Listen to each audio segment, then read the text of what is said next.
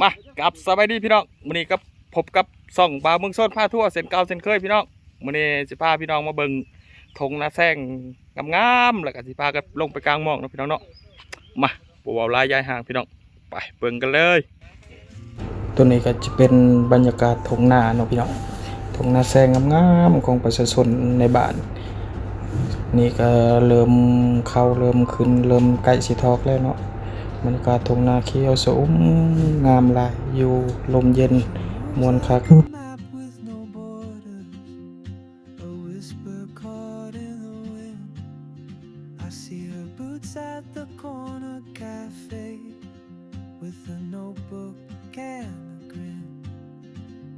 She's chasing skies I've never named ไปบัดนี้ทางทีมงานเฮาก็สิพาลงไปกลางหมอกเนาะพี่น้องอยู่ทางลุมนี่ก็สิเป็นคลองที่ว่าต่อไปใส่อันน้องน้ำเนาะทางบ้านบ่าวมุงชนสิเอิ้นว่าเดินเนาะเป็นธงใหญ่เฮาสิขี่เรือไปตามคลองนี่เนาะตัวเฮาสิพากันลงไปกลางหมอกหาปลา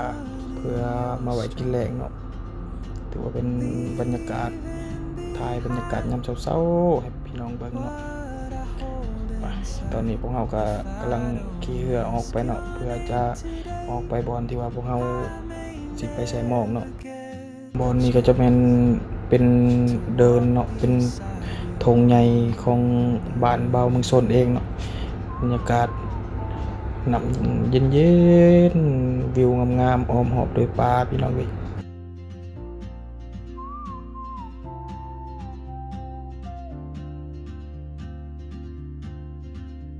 She hums a tune I've never heard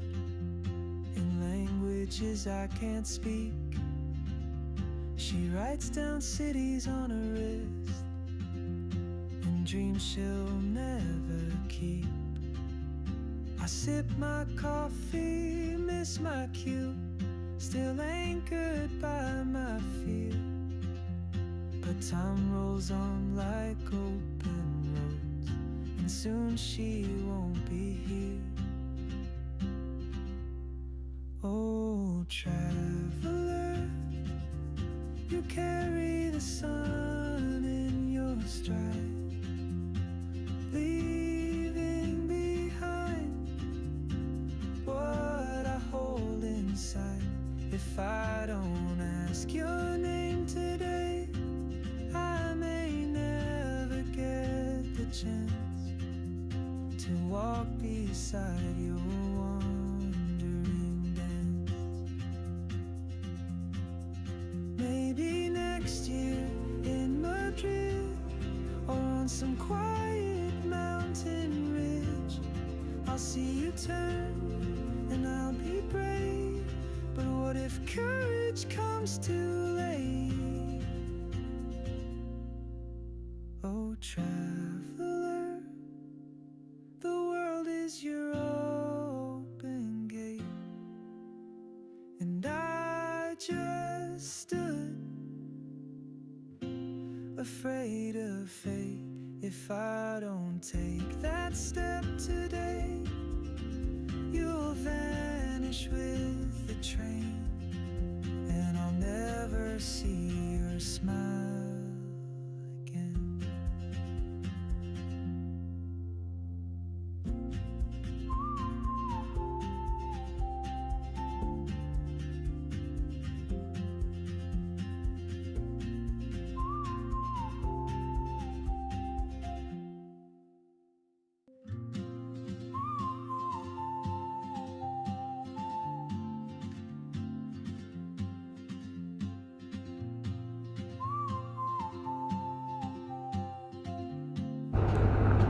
ถือว่าตอนนี้พวกเราก็ได้มาฮอดบอนที่ว่าพวกเราว่า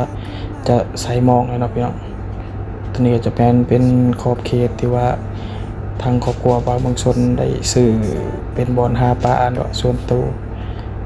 ถือว่าก็ยาวสมควรพี่น้องกว้างประมาณ30เมตรแต่ว่ายาวประมาณ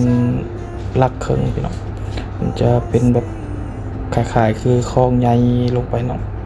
ถือว่าปีนี้ปูปลาก็อุดมสมบูรณ์อยู่ถือว่าหากินหาหยังก็โอเคบ้านบ่าวเมืองชนนี่ บ้านดินดำน้ำสุมมีให้ทงนาแซงมีบอนนั้นหาปูหาปลาถือว่าโอเคเลยทีเดียวเนาะ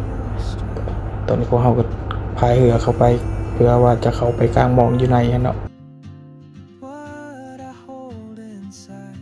if I don't ask your name today. I may never get the chance to walk beside ถือว่าตอนนี้พวกเฮาก็ได้มาฮอดจุดที่ว่าพวกเฮาจะกลางหมองเนาะพวกเฮาจะกลางหมอง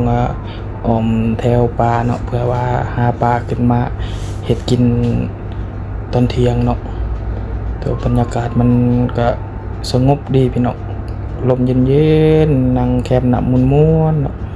ถือว่าม่วนดี in languages I can't speak. She writes down cities ถือว่าตอนนี้พวกเฮาก็ได้ลงไปกลางหมองเนาะเพื่อว่าจะหาปลามาไว้กินนะพี่น้องถือว่าสิกลางอ้อมหอมปลาแถวนั้นเลยเนาะเป็นกลางแบบว่ากลางแล้วเลยขึ้นมานั่งท่าจะน้อยลงพยายามเพื่อว่าเอาปลาขึ้นมาไว้เนาะเตรียมเฮ็ดกินเที่ยงตัดภาพมาตอนนี้เนาะถือว่าพวกเฮาได้ขึ้นแต่หาปลาเลยพี่น้องแรกๆพวกเฮาว่าสิหาพอได้กินตอนเที่ยงแต่ว่าตอนนี้พวกเฮาหาแล้วสิเอาเมื่อเฮ็ดกินอยู่บ้านเลยเพราะว่าอยู่ดูน้องนี่เครื่องเอาลงมาบ่ครบเนาะถือว่าทีมงานพวกเฮาก็ลงไปเอาปลาเนาะก็ถือว่าได้หลายสมควรพี่น้องประมาณ20กว่าโลเนาะมีแต่ปลาหัวใหญ่ปลาข้าวมันเนาะตัวนี้จะมันเป็นปลาธรรมชาติพี่น้องแต่ว่ามันมานำคลองนำท่วมแล้วปลามันขึ้นมาแล้วมาอยู่นี่ถือว่าปีนี้ถือว่าหลายสมควรมีแต่ตัวใหญ่ๆทีมงานของพวกเฮาลงไปเอาเนาะถือว่าตัวนี้มันกลางมองบาทเดียวเลยพี่น้องกลางบาทเดียวแต่ว่าปลาได้หลายสมควรมีตัวบักใหญ่เบิ่งดูพี่น้องมางามอีกเลยได้โตคักๆถือว่าแบบโอ้เห็นแล้วก็สะอ้อนพี่น้องเอ้ยโอ้มึงดูว่ามึงส่วนถือนักขนาด20กว่าโลถือว่าสมควรตอนนี้พวกเฮาก็กะเกียบเนาะเอาปลาเข้าทงยังเรียบร้อยแล้วโอ้ลายสมควรพี่น้องมึงดูมีแต่โตงามๆนะพี่น้อง